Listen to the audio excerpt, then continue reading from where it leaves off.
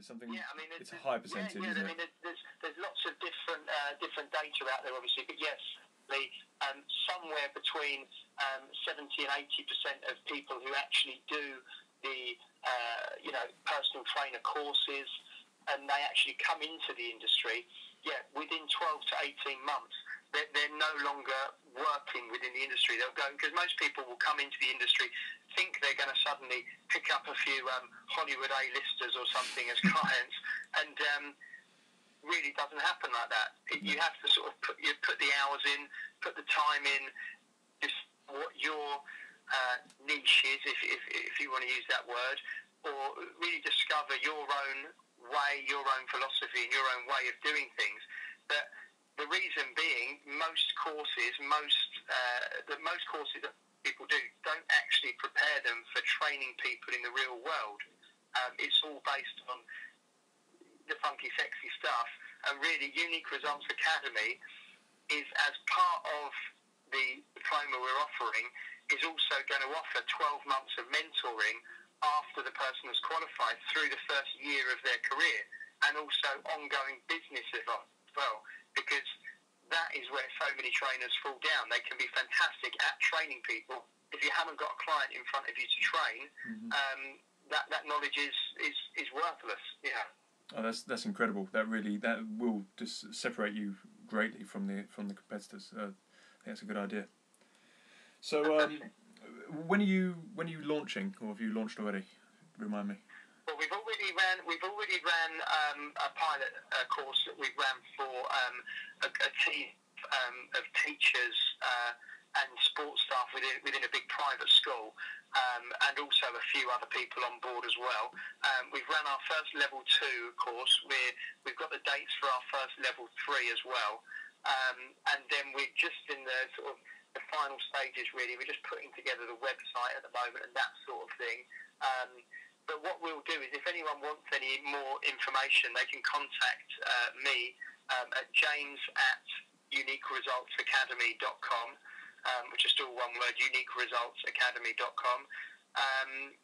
And I'd recommend probably going to the current Unique Results website, which is uniqueresults.co.uk, just to see kind of what we're all about, and very much the philosophy of the studio is carried on to the training provider Unique Results Academy as well.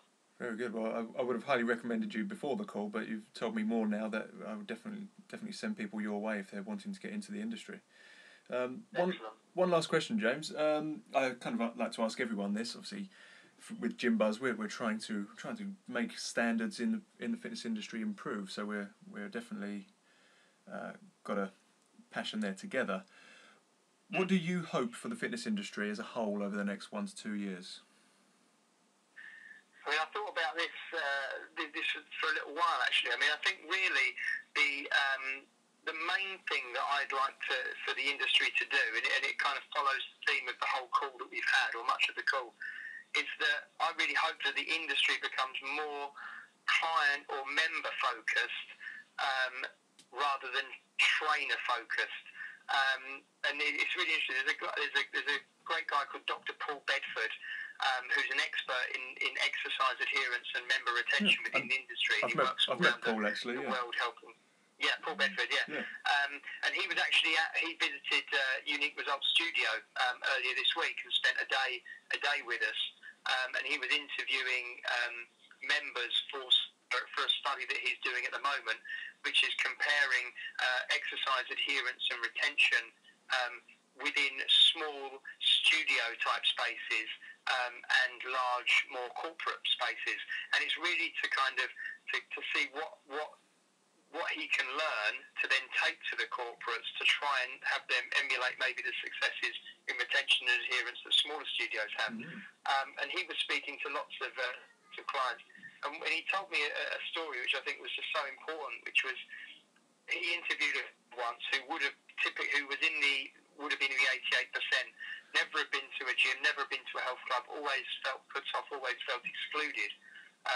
Probably a guy sort of on the larger size. And this guy had he interviewed him for a study he was doing, and his courage, and he built up his enthusiasm, and he'd managed to kind of get himself to actually go along to his local gym or health club to join. And he'd walk through the front door, and it'd probably take a month to get to that stage. And he was confronted with some turnstiles at a kind of reception area whereby you could go into the gym. And this gentleman couldn't get through the turnstile because, you know, mobility and size and that sort of thing. Mm-hmm. So he spent months psyching himself up to go down to this place. And he literally said to Dr. Paul Bedford, you know, after that experience, I never want to go to a place like that again. Of course not. I just, yeah, you know, and it just almost breaks your heart, really, to think how this is what I mean by becoming more member focused, more client focused. We need to look at how we set up our clubs, how we set up our studios, the marketing material that we put out, the way we communicate with people, and actually understand that we need to look at it more from the client or the member's point of view, or the potential client or member's point of view, and kind of try and this is where the empathy comes in. You know, forget that we are fitness professionals and just look at people as people. And if we were going to go somewhere, how would we want to be greeted? So I think that really is the way the industry is going to move forwards.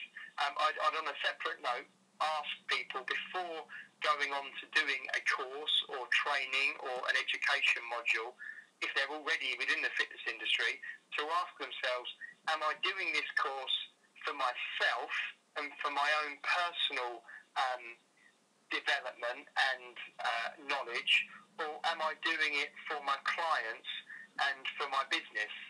Because so many people as well, I think, go off and do lots of kind of funky, sexy courses and learn the next, 101 exercises to do with, with a battling rope or with a viper or with whatever, which I don't think are bad tools, but is that really going to move your business forwards, or is it kind of satisfying a need in yourself to learn more and to learn more exercises? Because very often, I mean, you said something that really stuck with me after we had a conversation the other day. You said about most people, when trying to improve something, keep looking at what more can I add, what more can I add, what more can I add, when sometimes you actually have to ask, well, what can I start taking away to simplify what I'm doing and to make it more attractive to people and less complicated. So, there's lots of things in there, but I really think customer focused. Ask yourself what you're doing for. Is it for you or is it for the customer? And probably, in all honesty, I think within the next year to two, we're going to see many more smaller clubs open up and have a lot more success. And people are possibly going to start migrating from bigger clubs to smaller, more personal clubs because of the attention to detail, the greater client interaction and that sort of thing that they can provide. It's happening already, isn't it? Especially in our local area. Obviously, we're not too far from each other. There's a lot more smaller places opening, and they're, to my knowledge, all doing fairly well. So, good luck to you all. Yeah, fantastic. Thank you very much. You're welcome. So, thank you very much, James, for your time. It's been very, very interesting and very inspiring as well, being in the industry, and hopefully inspiring for others who want to get in the industry as well. Thanks very much for your time, Brett. I really appreciate you speaking to me and asking me to talk. Feel really privileged. Thank you. You're welcome. Just as a reminder for anyone who wants to get in touch with James, it's www.uniqueresults.co.uk. Thanks very much, James. Thanks, Brett. Cheers.